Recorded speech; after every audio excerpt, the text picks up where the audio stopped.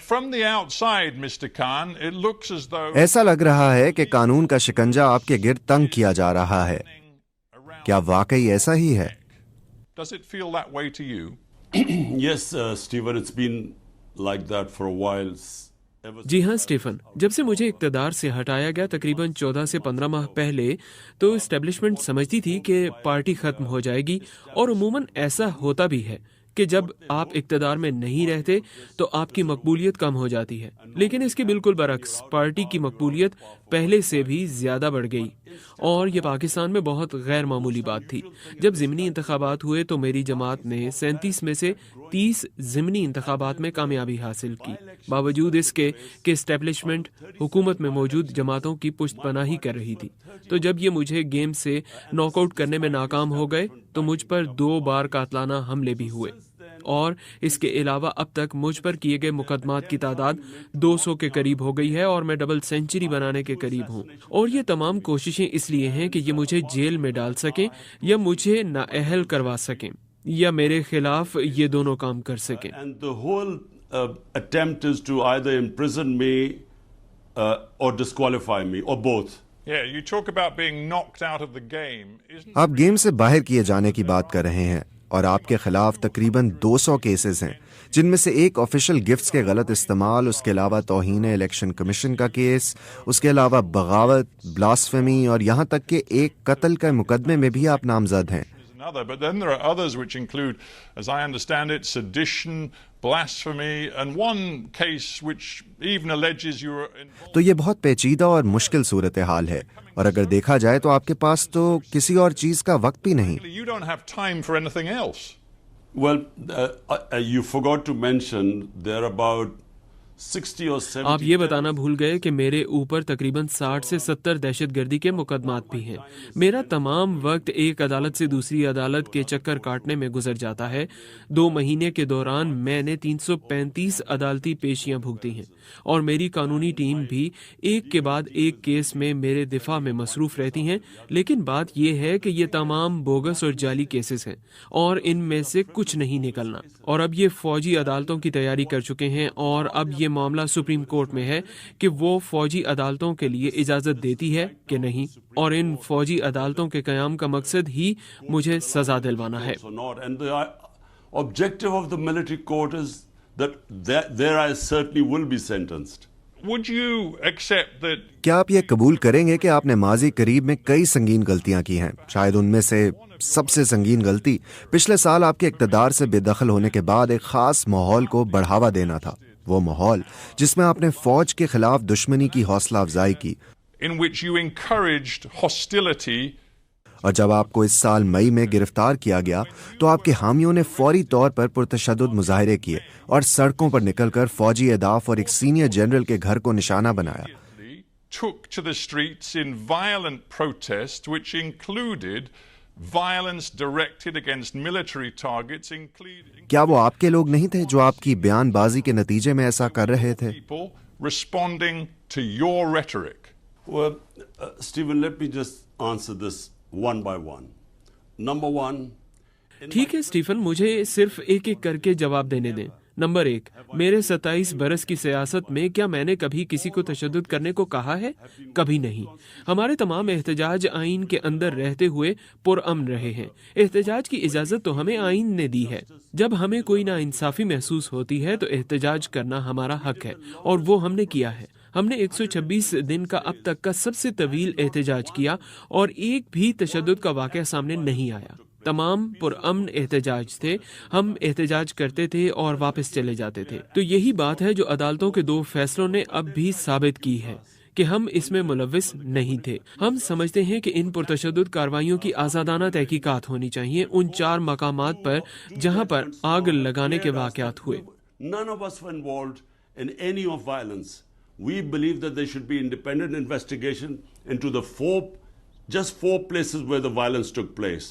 But hang And on, instead did they you put- not think for a moment, knowing क्या आपने एक लम्हे के लिए भी ये नहीं सोचा कि आपने इस तमाम अरसे में गैर जिम्मेदारी का मुजाहरा किया और इस दौरान फौज पर कठपुतली हुकूमत को लाने, हुकूमत को गिराने, बगावत का आगाज करने, पाकिस्तान पर कब्जा करने और जमहूरियत को मुकम्मल तौर पर कमजोर करने के इल्जामात आयद किए? क्या आपको ये नहीं लगता कि इन सब से मुश्किलात पैदा हुई? undermining its democracy, did you not for a moment think that that might lead to trouble? So, Stephen, what you're saying is that I should not tell what was the truth? तो Stephen, आप जो कह रहे हैं वो ये है कि मुझे ये नहीं बताना चाहिए था कि सच क्या था। सब जानते हैं कि पाकिस्तान में क्या हुआ। मौजूदा वजीर दिफा जो उस वक्त ऑपोजिशन में थे ने कहा था कि 2020 में जब मेरी हुकूमत को सिर्फ 6 माह हुए थे, उस वक्त के आर्मी चीफ ने उन्हें दो टोक अल्फाज में कहा था कि वो मेरी हुकूमत से जान छुड़ाना चाहते हैं, और ये कोविड-19 के बायस 2 साल तक नहीं हो सका था, और यही वजह थी कि वो उस वक्त हमारी हुकूमत नहीं हटा सके। और ये बात मौजूदा वजीर दिफा ने की है। 19, which is why he held back. That's the only reason he didn't remove our government. Now, this is मुल्क में किसी को भी शक नहीं है कि साबिक आर्मी चीफ ने मेरी हुकूमत हटाई, बल्कि वजीर दिफा ने तो बढ़ चढ़ कर ये भी कहा कि उन्हें ये कहा गया था कि इमरान खान पाकिस्तान के लिए खतरा है, इसलिए हटा दिया गया। यही सच है। he thought Imran Khan was dangerous for Pakistan. That's why he removed me. So this is just a fact. Well, no one. I talked about a gu- karma. Yeah, I talked about karma before. The truth is, you rode. मैंने पहले कारमा के बारे में बात की थी। सच तो यह है कि आप फौजी हिमायत का सहारा लेकर इक़्तिदार में आए। 2018 के इंतखाब में आपने इस टाइगर पर खुद सवारी की थी। उस वक्त आप फौज के करीब थे। आपके इक़्तिदार के इब्तदाई बरस में इंटेलिजेंस सर्विसेज और फौज से आप करीब थे, और जब आपसे वो अलग हुए तब अचानक आपने फैसला किया कि आप सियासत में फौजी मुदाखलत नहीं चाहते। ये तो खुली मुनाफकत है। Military meddling in politics. Again, it's hypocrisy. फौज के एक तर्जुमान ने कहा था कि इमरान खान सबसे बड़े मुनाफिक हैं। The biggest hypocrite. My party. मेरी पार्टी ने सिफर से अपना आगाज किया था, और 22 साल मैंने अपनी पार्टी को बनाया, और फिर अगर 2018 में फौज हमें लाई होती तो अब जब एस्टेब्लिशमेंट खुल्लम खुल्ला हमारे खिलाफ है और हमें खत्म करने की कोशिश कर रही है, तो हुकूमत से बाहर होने के बावजूद हमने 37 में से 30 ज़िमनी इंतखाबात कैसे जीत लिए? ये कैसे हुआ? क्योंकि एस्टेब्लिशमेंट के लिए तो सब जानते हैं कि ये मौजूदा हुकूमत के साथ खड़ी है। तो किस तरह हम तमाम ज़िमनी इंतखाबात में क्लीन स्वीप कर गए? तो साफ जाहिर है कि हम फौज की वजह से इक़्तिदार में नहीं आए। जहां आप दुरुस्त हैं वो ये है कि फौज ने 2018 में मेरी मुखालफत नहीं की थी, लेकिन 2013 में फौजी इस्टेब्लिशमेंट ने नवाज शरीफ की पुश्त पनाही की, उन्हें इक़्तिदार में लाए। इसलिए हमने 126 दिन तक एहतजाज किया, क्योंकि हम चाहते थे कि इंतखाबात की तहकीकात हों, क्योंकि हम जानते थे कि इंतखाबात में धांधली हुई है। लेकिन इसके बरअक्स जब 2018 में हम इक़्तिदार में आए तो हमने खुद ऑपोजिशन से कहा कि आप हल्के खोल लें, क्योंकि हमें मालूम था कि हम शफाफ तरीके से जीत गए हैं। Isn't the truth, though, that you believed after you lost? लेकिन क्या ये सच नहीं है कि 2022 में अदम एतमाद की तहरीक में शिकस्त के बाद आपका मानना यह था कि आप अवामी ताकत का इस्तेमाल करके आर्मी को अपने साथ शामिल होने पर मजबूर कर लेंगे? लेकिन आप गलत थे। मैं मई 2023 में होने वाले वाकयात की तरफ आ जाता हूँ। आपके सपोर्टर सड़कों पर आ गए, उन्होंने पुरतशद्दुद वाकयात में हिस्सा लिया, उसमें अहम फौजी तनसीबात को भी निशाना बनाया गया। आपने बुनियादी तौर पर रेड लाइन क्रॉस की, एक ऐसी रेड लाइन जिसे क्रॉस करना आपकी पार्टी के हिमायती, हत्ता के साबिक दोस्त और हुकूमत में आपके साथी कहते हैं कि इसके कसूरवार आप हैं। ये आपकी जिम्मेदारी है। It's your responsibility to quote your former defense. आपके साबिक वजीर दिफा परवेज खटक ने कहा कि मेरी नई जमात के तमाम सियासी नुमाइंदे इमरान खान को 9 मई को होने वाले सानेहात का जिम्मेदार ठहराते हैं। Khan responsible. उन्होंने कहा कि इमरान खान रियासत मुखालिफ एजेंडे को अवाम ने और उनकी पार्टी के साबिक रहनुमाओं ने रद्द किया है। Has been rejected by the masses and his own party's former leadership. Now, Stephen, let me answer this question because it's very important. Stephen, मुझे इस सवाल का जवाब देने दें, क्योंकि ये बहुत अहम है। 9 मई को क्या हुआ? 9 मई को मैं इस्लामाबाद हाई कोर्ट के अहाते में बैठा हुआ था। मैं मुतअद्दिद मुकदमात में जमानत पर था। मेरे ऊपर कोई केस नहीं था। मुझ पर पुलिस ने नहीं, कमांडोज ने हमला किया। इसके मनाजिर पूरी दुनिया में फैल गए। मुझ पर हमला हुआ और मेरे सिक्योरिटी गार्ड्स के साथ मारपीट हुई और मुझे वहां से अगवा कर लिया गया था, जिसे सुप्रीम कोर्ट ने गैर कानूनी और गैर आईनी करार दिया। तो आपका क्या ख्याल है कि मेरे सपोर्टर्स क्या करते?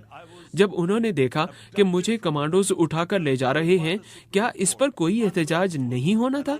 याद करें, जब मुझे गोली लगी थी और मेरे 12 दीगर साथी जख्मी हुए थे और एक शख्स हलाक हुआ था, उसके बावजूद जलाओ घेराव नहीं हुआ था। पुरअमन मुजाहरे हुए थे। वो एहतजाजी मुजाहरे थे, लेकिन जलाओ गहराव के बगैर।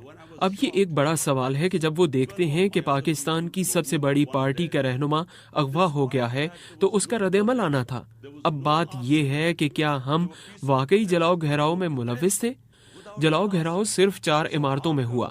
उन्होंने हमारे 10,000 कारकुनों को जेल में डाल दिया। स्टीफन, आपको ये सुनना चाहिए, ये बहुत अहम है। ये सब प्री प्लान्ड था। पुलिस मुझे उठा सकती थी। उन्हें कमांडोज की क्या जरूरत थी कि वो मुझे उठाते और सबको मारते क्योंकि वो रद्द-ए-अमल चाहते थे? लेकिन रद्द-ए-अमल हमेशा की तरह पुरअमन ही था। This was all pre-planned. The way the police could have picked me up. Why did they need commandos to pick me up and beat everyone up?